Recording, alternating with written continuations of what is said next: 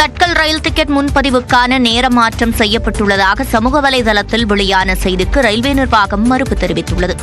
ரயில்களில் உடனடியாக பயணம் மேற்கொள்ள டிக்கெட் முன்பதிவு செய்வதற்காக தட்கல் முறை கடைபிடிக்கப்பட்டு வருகிறது. அதன்படி பயணம் செய்வதற்கு 24 மணி நேரத்திற்கு முன்பாக டிக்கெட் முன்பதிவு செய்யும் நடைமுறை பின்பற்றப்பட்டு வருகிறது. குளிர்சாதன பெட்டிகளில் பயணம் செய்வதற்கான தட்கல் டிக்கெட் முன்பதிவு காலை 10 மணிக்கும், 2ஆம் வகுப்பு படுக்கை வசதி கொண்ட பெட்டிகளில் பயணம் செய்ய காலை 11 மணிக்கும் முன்பதிவு தொடங்கும். இந்நிலையில் தட்கல் டிக்கெட் முன்பதிவுக்கான நேரம் மாற்றப்பட்டுள்ளதாக சமூக வலைதளங்களில் செய்தி பரவியது. ஆனால் முன்பதிவு நேரத்தில் எந்த மாற்றமும் இல்லை என IRCTC விளக்கம் அளித்துள்ளது.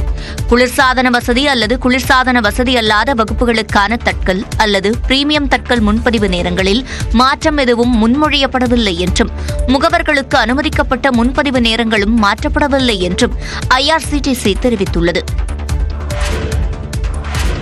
கோவையில் IPL சூதாட்டத்தில் ஈடுபட்ட 7 பேர் கைது செய்யப்பட்டனர். IPL கிரிக்கெட் தொடரின் 18வது சீசன் நாடு முழுவதும் பல்வேறு நகரங்களில் நடைபெற்று வருகிறது.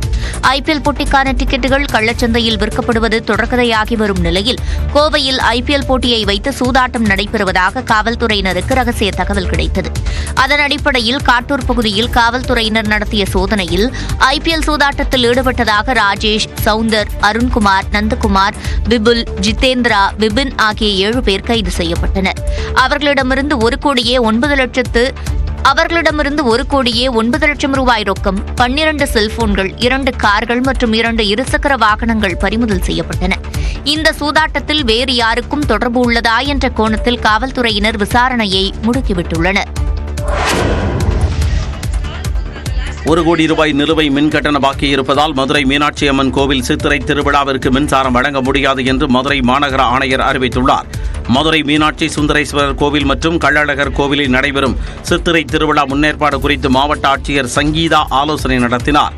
அப்போது பேசிய மாநகராட்சி ஆணையர் சித்ரா விஜயன், கடந்த காலங்களில் சித்திரை திருவிழாக்களின் போது வீதி உலாவின் மின் விளக்குகளுக்கு மின்சாரம் வழங்கியதற்காக 1 கோடி ரூபாய்க்கு மேல் மாநகராட்சிக்கு இந்து சமய அறநிலையத்துறை பணம் செலுத்த வேண்டியுள்ளதாக கூறினார். அதனை செலுத்தும் வரை மின் வாரியத்திடம் தற்காலிக மின் இணைப்பு பெற்று பயன்படுத்த வேண்டும் எனவும் குறிப்பிட்டுள்ளார். இந்த விவகாரம் பக்தர்களிடையே கடும் அதிருப்தியை ஏற்படுத்தியுள்ளது. மேலும் 1 கோடி ரூபாய் வரை மின் கட்டணம் செலுத்தாதது ஏன் எனவும் கேள்வி எழுப்பி வருகின்றனர். சென்னை மதுரவாயலில் நேற்று நள்ளிரவு முதல் காலை வரை 9 மணி நேரத்திற்கு மேலாக நீடித்த மின்வெட்டு சீரானதால் மக்கள் நிம்மதியடைந்தனர். சென்னை கோயம்பேட்டிலிருந்து மதுரவாயல் துணை மின் நிலையத்திற்கு 33 கிலோ வாட் திறன் கொண்ட உயர் மின்னழுத்த மின்கம்பி மண்ணில் புதைக்கப்பட்டு மின்சாரம் கொண்டு செல்லப்படுகிறது. அதிக மின்னழுத்தம் காரணமாக இந்த மின்கம்பியில் பழுது ஏற்பட்டது. இதனால் நள்ளிரவு 12 மணி அளவில் மதுரவாயல் துணை மின் நிலையத்திற்கு வரும் மின்சாரம் தடைப்பட்டதால் அங்கிருந்து மின் விநியோகம் பெறும் மதுரவாயல், MMDA காலனி, ஆலப்பாக்கம், மேட்டுக்குப்பம் உள்ளிட்ட பகுதிகளில் மின்தடை ஏற்பட்டது. நள்ளிரவில் பல்லாயிரக்கணக்கான வீடுகளுக்கான மின்சாரம் துண்டிக்கப்பட்டதால் மக்கள் கடும் அவதியடைந்தனர். நேற்று பகலில் வெயில் அதிகமாக இருந்ததால் இரவில் நிலவிய புழுக்கத்தில் தவித்த மக்கள் தூக்கமின்றி திண்டாடும் நிலை ஏற்பட்டது. இதனையடுத்து பாதிப்பு ஏற்பட்ட நெற்குன்றம் பகுதியில் உயரழுத்த மின்கம்பியை சரிசெய்யும் பணியில் மின்வாரிய ஊழியர்கள் ஈடுபட்டனர். 9 மணி நேரத்திற்கு மேலாக மின்வெட்டு நீடித்த நிலையில் மின்கம்பி சரி செய்யப்பட்ட பிறகு மின் விநியோகம் சீரானது. தஞ்சை மாவட்டம் ஊரணிப்புறத்தில் தந்தை இறந்த சோகத்திலும் 10ஆம் வகுப்பு பொதுத் தேர்வை எழுதச் சென்ற மாணவன் தேர்வு முடிந்து திரும்பி வந்து தந்தையின் சவப்பெட்டியை முத்தமிட்ட காட்சி காண்போரை கண்கலங்கச் செய்தது.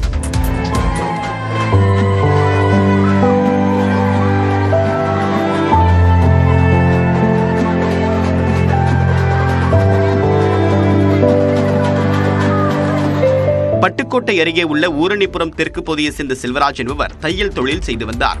இவருக்கு 2 மகன்கள் மற்றும் ஒரு மகள் உள்ளனர். கடந்த சில நாட்களாக உடல்நலம் பாதிக்கப்பட்டிருந்த செல்வராஜ் நேற்று அதிகாலையில் உயிரிழந்தார். அந்த துக்கத்திலும் செல்வராஜின் 2வது மகன் மாதவன் வெட்டுவக்கோட்டை ஊரணிப்புறம் அரசு பள்ளியில் அறிவியல் தேர்வை எழுதினார். தேர்வு எழுதி முடித்துவிட்டு வீடு திரும்பிய மாதவன் தந்தையின் சவப்பெட்டியில் முத்தம் கொடுத்து கண்ணீர் விட்டது கல் நெஞ்சம் படைத்தோரையும் ஒரு நொடி கரைய வைத்தது.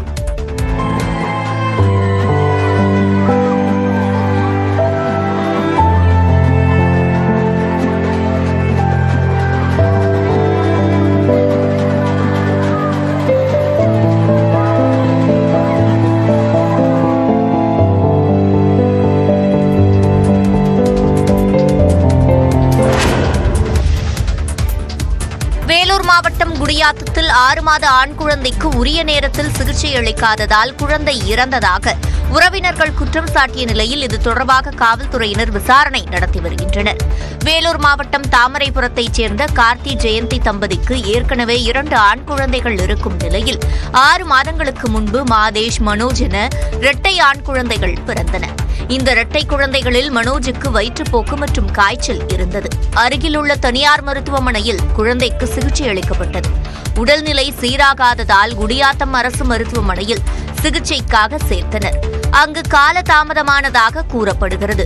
குளுக்கோஸ் ஏற்ற உடலில் பல இடங்களில் முயன்றும் நரம்பு கிடைக்காததால் சிறிது நேரத்தில் குழந்தை இறந்தது. 6 மாசம் குழந்தை சார். 6 மாசம் குழந்தைக்கு 25 ஊசி 30 ஊசி போட தாங்குவானா?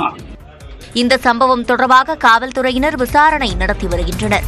இது தொடர்பாக பதிலளித்துள்ள மருத்துவர்கள் குழந்தைக்கு நீர் சத்து மிகவும் குறைவாக இருந்த நிலையில் நரம்பு கிடைக்காமல் குளுக்கோஸ் ஏற்றுவதில் தாமதம் ஏற்பட்டதாக கூறினர்.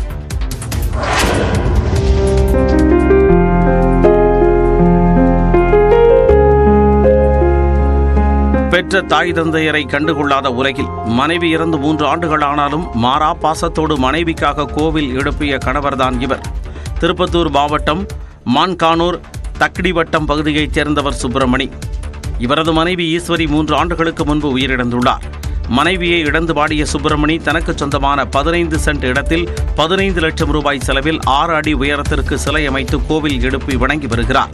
இந்நிலையில் 3ஆம் ஆண்டு நினைவையொட்டி பெண்களுக்கு இலவச சேலை வழங்கினார்.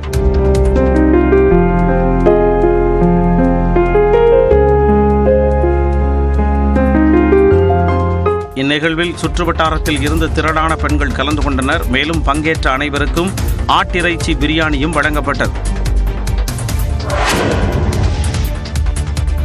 மதுரையில் உழவர் சந்தை காய்கறிகளை ஆன்லைனில் ஆர்டர் செய்தால் அவற்றை வீட்டிற்கே வந்து டெலிவரி செய்யும் திட்டம் அறிமுகம் செய்யப்பட்டுள்ளது. மதுரையில் சொக்கிகுளம், அண்ணாநகர், பழங்கானத்தம், ஆனையூர் ஆகிய பகுதிகளில் உழவர் சந்தைகள் செயல்பட்டு வருகின்றன.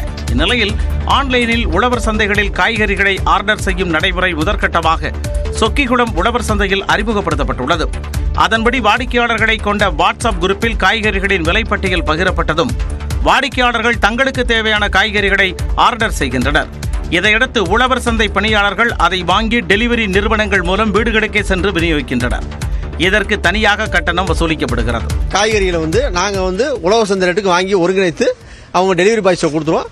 அவங்க போய் அந்த யார் யார் அந்த காய்கறிகளை அந்த வாட்ஸ்அப் குரூப்பில் கேட்டிருக்காங்களோ அவங்க வீட்டுக்கே போய் நேரடியாக போய் டெலிவரி பண்ணிடுவாங்க. அந்த கொண்டு வரதுக்கு சர்வீஸ் சார்ஜ் மாதிரி 3 கிலோமீட்டருக்கு மட்டும் 50 ரூபா. பொதுமக்களிடம் மிகுந்த வரவேற்பை பெற்றுள்ள இந்த நடைமுறையை தமிழ்நாடு முழுவதும் விரிவுபடுத்த வேண்டும் என பொதுமக்கள் கோரிக்கை விடுத்துள்ளனர். குலசேகரப்பட்டினம் ராக்கெட் ஏவுதளம் 2 ஆண்டுகளில் செயல்பாட்டிற்கு வரும் என இஸ்ரோ தலைவர் நாராயணன் தெரிவித்துள்ளார். திருவள்ளூரில் தனியார் கல்லூரியின் பட்டமளிப்பு விழாவில் கலந்து கொண்ட பிறகு செய்தியாளர்களை சந்தித்த அவர் நாட்டின் தேவைகளை பூர்த்தி செய்ய பல செயற்கைக்கோள்கள் மற்றும் ராக்கெட்டுகள் தேவைப்படுவதாகவும் அதனால் விண்வெளித்துறையில் தனியார் துறையின் பங்களிப்பை ஊக்குவிக்க இஸ்ரோ பல நடவடிக்கைகளை எடுத்து வருவதாகவும் கூறினார். இந்த வருஷம் பார்த்தீங்கன்னா இப்போ ஆட்களை கொண்டு போனோம் இல்லையா, ஆட்களை கொண்டு போறதுக்கு முன்னுக்கு 3 அன்க்ரூடு மிஷன் சொல்லுவோம். அன்க்ரூடுன்னா ஆள் இல்லாம ராக்கெட் இது எல்லா பாகங்களும் வச்சு அனுப்புறது. ஏன்னா அதெல்லாம் சக்சஸா 3 சக்சஸ் ஆன பிறகு தான் ஆள் அனுப்ப போறோம்.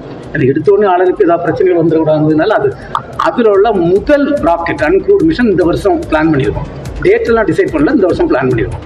தொடர்ந்து பேசிய நாராயணன் இஸ்ரோவின் கண்டுபிடிப்புகளில் 90% மக்களுக்கு பயன்படும் வகையில்தான் உள்ளதாகவும் நாராயணன் கூறினார்.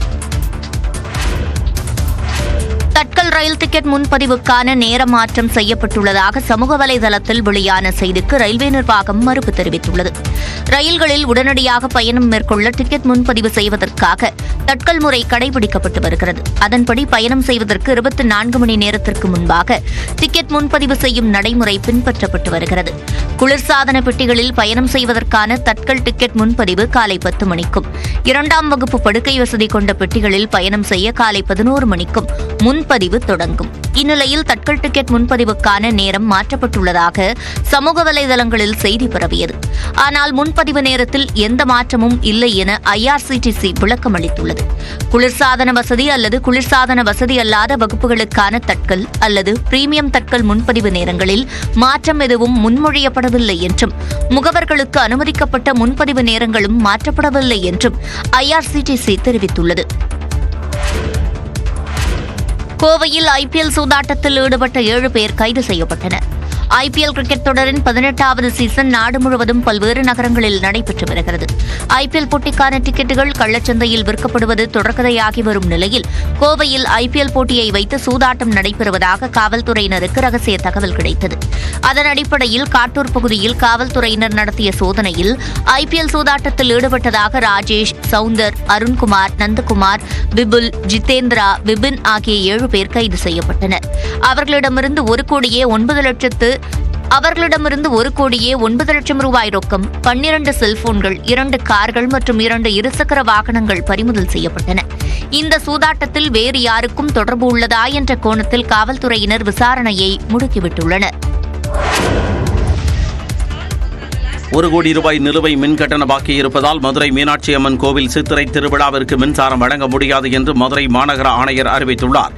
மதுரை மீனாட்சி சுந்தரேஸ்வரர் கோவில் மற்றும் கள்ளழகர் கோவிலில் நடைபெறும் சித்திரை திருவிழா முன்னேற்பாடு குறித்து மாவட்ட ஆட்சியர் சங்கீதா ஆலோசனை நடத்தினார். அப்போது பேசிய மாநகராட்சி ஆணையர் சித்ரா விஜயன், கடந்த காலங்களில் சித்திரை திருவிழாக்களின் போது வீதி உலாவின் மின் விளக்குகளுக்கு மின்சாரம் வழங்கியதற்காக 1 கோடி ரூபாய்க்கு மேல் மாநகராட்சிக்கு இந்து சமய அறநிலையத்துறை பணம் செலுத்த வேண்டியுள்ளதாக கூறினார். அதனை செலுத்தும் வரை மின் வாரியத்திடம் தற்காலிக மின் இணைப்பு பெற்று பயன்படுத்த வேண்டும் எனவும் குறிப்பிட்டுள்ளார். இந்த விவகாரம் பக்தர்களிடையே கடும் அதிருப்தியை ஏற்படுத்தியுள்ளது. மேலும் 1 கோடி ரூபாய் வரை மின் கட்டணம் செலுத்தாதது ஏன் எனவும் கேள்வி எழுப்பி வருகின்றனர்.